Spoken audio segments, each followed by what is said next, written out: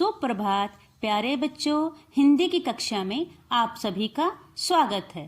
बच्चों, आज की इस कक्षा में हम अपनी हिंदी की पुस्तक व्याकरण नयन के पाठ 9 क्रिया को ध्यानपूर्वक पढ़ने व समझने का प्रयास करेंगे। पाठ 9 क्रिया। बच्चों, आज हम क्रिया के बारे में पढ़ेंगे। क्रिया वाक्य का वह मुख्य भाग है जिसके बिना वाक्य बन ही नहीं सकता। अर्थात बच्चों, किसी भी वाक्य में क्रिया का होना आवश्यक है। क्रिया के बिना कोई भी वाक्य पूरा नहीं होता। आओ बच्चों, क्रिया को विस्तार से जानें। आधी छुट्टी के इस दृश्य को देखिए। इसमें क्या क्या काम हो रहे हैं। बच्चे खेल रहे हैं, कुछ बच्चे खाना खा रहे हैं, कुछ बच्चे बैठे हैं। अध्यापिका उन्हें देख रही हैं। बच्चों, ये सभी क्रिया के उदाहरण हैं। बच्चों, हमारे द्वारा किया गया प्रत्येक कार्य क्रिया कहलाता है। जैसे कभी हम खाना खाते हैं, कभी पढ़ाई करते हैं, तो कभी खेलते हैं। इन सभी कार्यों को करना ही क्रिया कहलाता है। इसी तरह से इन वाक्यों में खेल रहे हैं, खा रहे हैं, बैठे हैं और देख रहे हैं शब्दों से किसी काम के करने या होने का पता चलता है। इस प्रकार के शब्द क्रिया कहलाते हैं। जिस शब्द से किसी काम के करने या होने का बोध हो, अर्थात होने का पता चले, उसे क्रिया कहते हैं। कुछ क्रिया शब्द इस प्रकार हैं: खाना, चलना, पढ़ना, खेलना, रोना, तैरना, हंसना आदि। क्रिया के मूल रूप को धातु कहते हैं। इसमें ना प्रत्यय जोड़कर क्रिया का रूप बनाया जाता है। जैसे पढ़, लिख, खा आदि मूल धातुएं हैं। इनमें ना जोड़कर पढ़ना, जैसे बच्चों पढ़ में पढ़ प्लस ना पढ़ना, लिख प्लस ना लिखना, खा प्लस ना खाना आदि क्रिया शब्द बनाए जाते हैं। आओ बच्चों, पाठ में आए विशेष जाने। किसी भी वाक्य में क्रिया का होना आवश्यक है। क्रिया के बिना कोई भी वाक्य पूरा नहीं होता। वाक्य में क्रिया एक शब्द की भी हो सकती है और अनेक शब्दों की भी। जैसे अंकिता आओ एक शब्द है, अंकिता आ रही है अनेक शब्द है। कई बार केवल एक क्रिया शब्द भी पूर्ण वाक्य के रूप में कार्य करता है। जैसे बैठो, अर्थात बच्चों जब हम किसी को बैठने के लिए कहते हैं तो क्या कहते हैं? आओ यहाँ बैठो। जाओ, यहाँ से जाओ। दौड़ो, अर्थात मैदान में दौड़ो। तो इस प्रकार बच्चों ये तीनों शब्द वाक्य का काम कर रहे हैं। लिंग के अनुसार क्रिया का रूप बदल जाता है। जैसे विवेक सो रहा है, पुल्लिंग, अर्थात विवेक एक लड़का है, इसीलिए यहाँ रहा है आया है। मेघा सो रही है, स्त्रीलिंग, मेघा एक लड़की है, इसीलिए यहाँ रही है आया है। वचन के अनुसार भी क्रिया के रूप में परिवर्तन हो जाता है। जैसे तोता उड़ रहा है, एक वचन है, तो बच्चों बहुवचन होगा तोते उड़ रहे हैं। क्रिया के भेद। मुख्य रूप से क्रिया के 2 भेद होते हैं: अकर्मक क्रिया, सकर्मक क्रिया।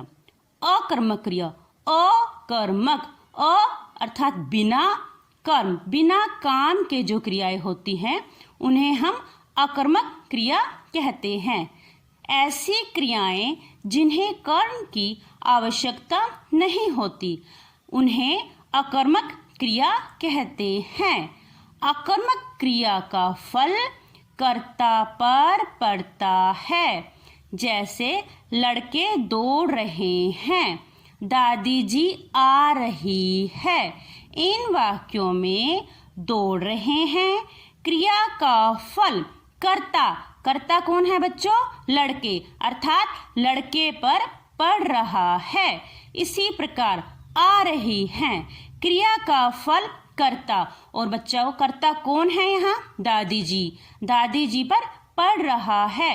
ये दोनों क्रियाएं अकर्मक हैं क्योंकि इन क्रियाओं के कर्म नहीं हैं, अर्थात इन क्रियाओं में कोई भी काम नहीं हो रहा है। हंसना, सोना, भागना, रोना, जाना, उठना, आना, बैठना आदि अकर्मक क्रियाएं हैं। सकर्मक क्रिया ऐसी क्रियाएं जिन्हें कर्म ही की आवश्यकता होती है, उन्हें सकर्मक क्रिया कहते हैं। सकर्मक क्रियाओं का फल उनके कर्म पर पड़ता है। जैसे निकिता ने साइकिल चलाई। इस वाक्य में चलाई क्रिया का फल साइकिल पर पड़ रहा है, इसलिए यह सकर्मक क्रिया है। एक और उदाहरण देखिए बच्चों, जैसे मैं आपको पढ़ा रही हूँ। यहाँ पढ़ाना एक क्रिया है, अर्थात वह भी सकर्मक क्रिया है। रानी ने पत्र लिखा। इस वाक्य में लिखा क्रिया है, इसका फल कर्म अर्थात पत्र पर पड़ रहा है, इसलिए सकर्मक क्रिया है।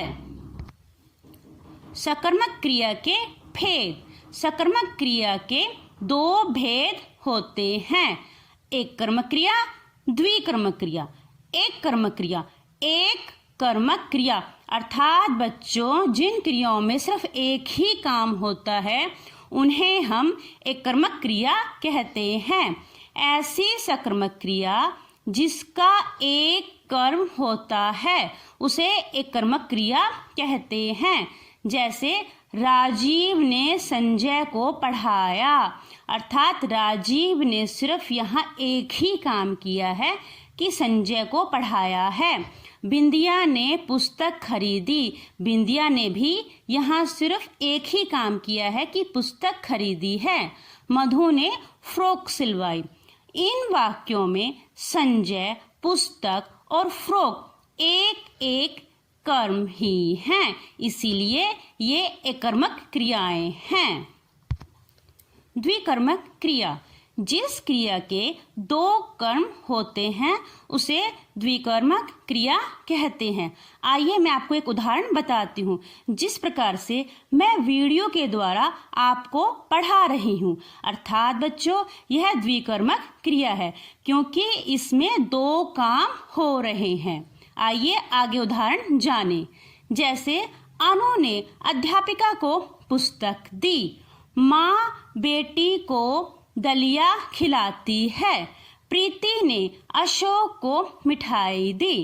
इन वाक्यों में क्रियाओं के दो दो कर्म हैं, अध्यापिका और पुस्तक। आइए जानें। अनु ने किसको पुस्तक दी? अध्यापिका को। क्या दी? पुस्तक। उसी प्रकार से बेटा बेटी और दलिया तथा अशोक और मिठाई, इसलिए ये द्विकर्मक क्रियाएं हैं। देना, बताना, सुनाना, समझाना, बेचना, बनाना, पढ़ाना, कहना, लेना आदि सकर्मक क्रियाएं हैं। आओ अब जानें अकर्मक और सकर्मक क्रिया की पहचान। सकर्मक क्रिया को पहचानने के लिए क्रिया से पहले क्या या किसे लगाकर प्रश्न करने पर यदि उत्तर मिलता है तो क्रिया सकर्मक होती है। उत्तर में जो शब्द मिलता है वह कर्म होता है। जैसे हनुमान ने समुद्र लांघा। प्रश्न, हनुमान ने क्या लांघा? उत्तर मिला समुद्र। लांघा सकर्मक क्रिया है क्योंकि इस वाक्य में समुद्र कर्म है। लड़के ने कुत्ते को मारा। प्रश्न, किसे मारा? उत्तर मिला कुत्ते को। मारा सकर्मक क्रिया है क्योंकि इस वाक्य में कुत्ता कर्म है। अकर्मक क्रिया की पहचान।